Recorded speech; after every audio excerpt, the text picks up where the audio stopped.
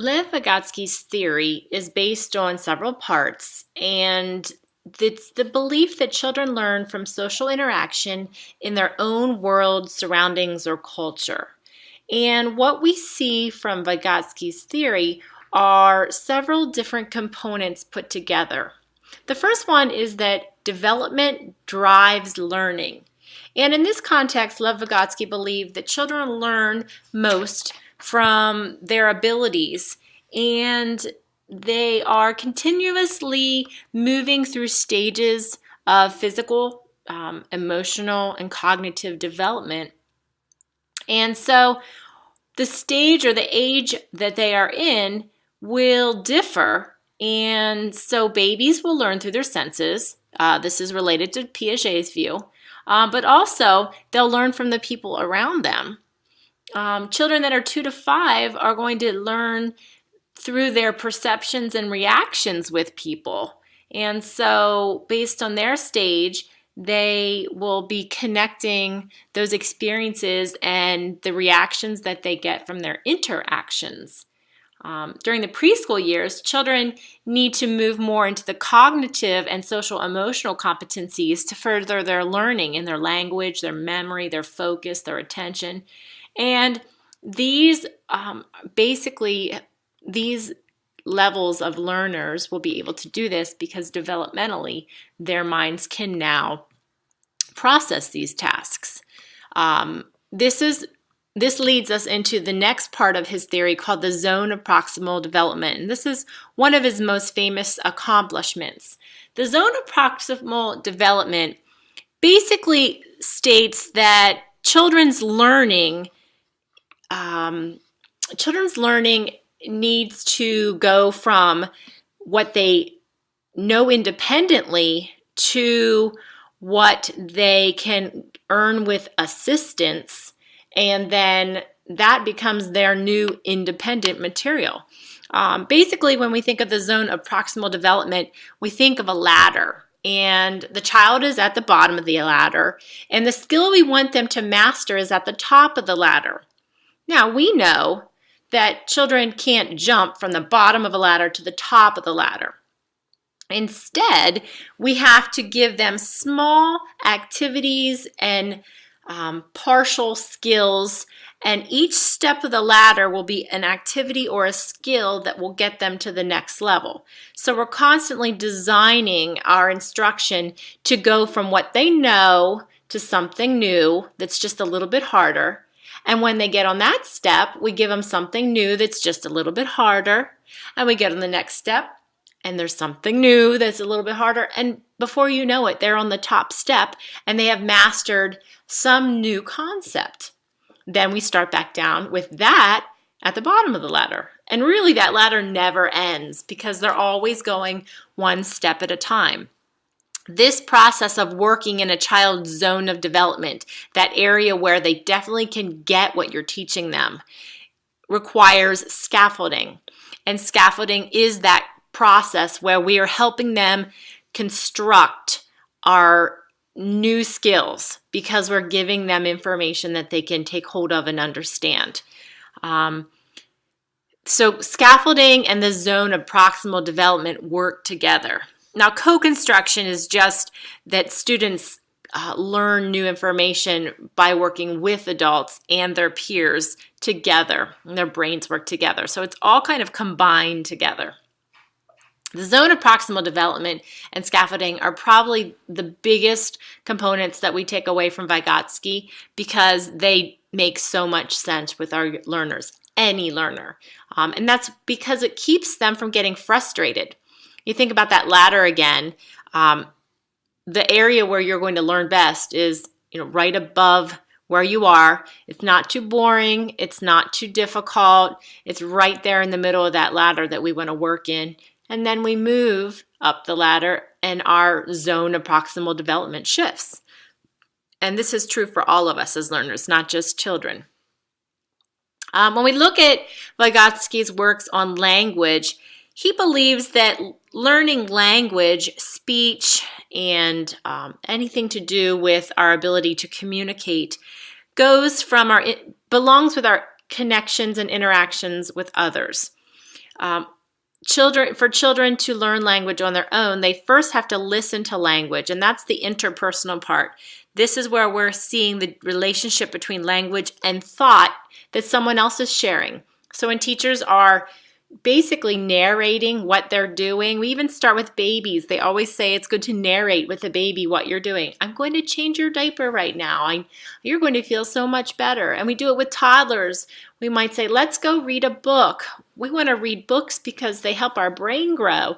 And then we move into our older kiddos where we're modeling some sort of comprehension skill in reading. We're talking about, I wonder what the author meant when they wrote this part, or I can make a connection to this book because this makes me think of, that constant thinking aloud and narrating is the interpersonal language relationship we have with our students.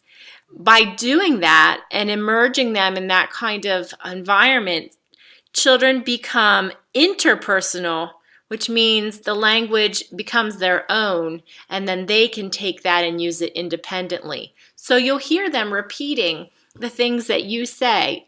I know that's always a joke that you become your mother or your father, and you say the things that they've said over and over, and they become part of you. A funny little story, just to show how powerful this is. My background is in a reading specialist certificate, and so from the time my babies were little, we read.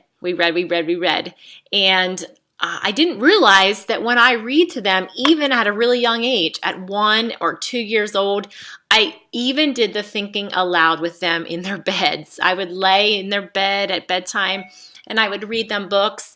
And I must have said all the time, I wonder what happens next.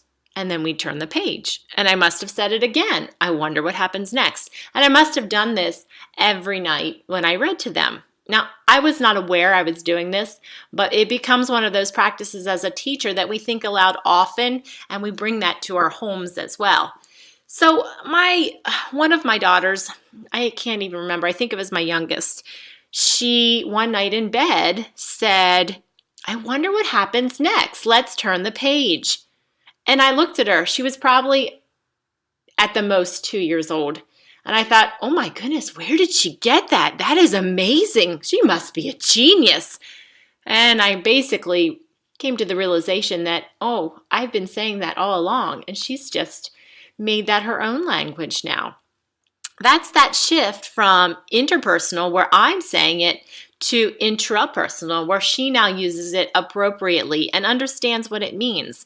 And that shift happens over and over again in our classrooms when we have that narration or that thinking aloud in everything that we do, because then the language can become theirs. And this is part of Vygotsky's theory. Also, Vygotsky concluded that students needed to learn self-regulation, and this is just the ability to adapt or control their behavior, the emotions, or their thinking, depending on where they are.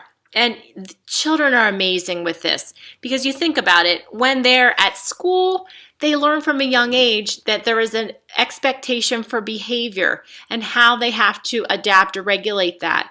Some children won't cry in front of anyone other than their parent unless they're seriously ill or hurt, just because that's not how they would act in front of someone that's not family. But if you would watch them at home, you would see a different expectation, and their behavior is different and their language is different. With our older children, they know when I'm on the playground, I act a certain way. When I'm on the school bus, I act a certain way. When I'm in my teacher's classroom, I act a certain way. This self-regulation is not taught, but it is a learned behavior, and it's learned because we're constantly giving them feedback, and they're using everything that we give them as nonverbal and verbal feedback to shape what they know is right and wrong. And so this ability is important because it is the way they learn to adapt in situations. So they're prepared in new situations to make those adaptations. The last component of Vygotsky's theory really looks at our younger learners from about ages 2 to 5. And Vygotsky believed that children needed to constantly get ready for the next stage. and that by giving younger preschoolers and toddlers pretend play activities where they pretended to be adults, either parents or workers or teachers, that they would learn the language involved with being an older person. They would model grown-ups' behavior. They would practice self-regulation skills, and they would learn to be part of the world around them through these play opportunities. Now, if you don't make the connection, pretend play is that dramatic play center. And as teachers, we want to set up a variety of dramatic play, whether it be a doctor's office, or it be the kitchen center, or we make a library in our classroom, or we make a post office in our classroom, or pizzeria, a restaurant of some sort, a bakery, a grocery store. Anything that a child can observe in the world around them where the adults are interacting is open for pretend play opportunities. And it's this play that helps children learn the skills they will need for the next stages in a developmentally appropriate way, with the teacher there collaborating with them and facilitating this play. You're not telling them what to do, but you're interacting with them as an adult or another participant in the activity. And you're modeling what should happen. You're using vocabulary and self-regulation skills, and they can begin to make their own decisions through these activities. So our implications for teaching using Vygotsky's sociocultural theory is, first of all, we want to find that zone of proximal development and scaffold the skills to the next level. So we want to move children along with challenging material, but giving them support along the way so they don't find frustration or boredom. We have to find that perfect spot in between frustration and boredom. And also, we need to create a collaborative classroom full of play experiences that allow students to earn self-regulation and also make that language their own so it becomes intrapersonal. And this is Vygotsky's contributions.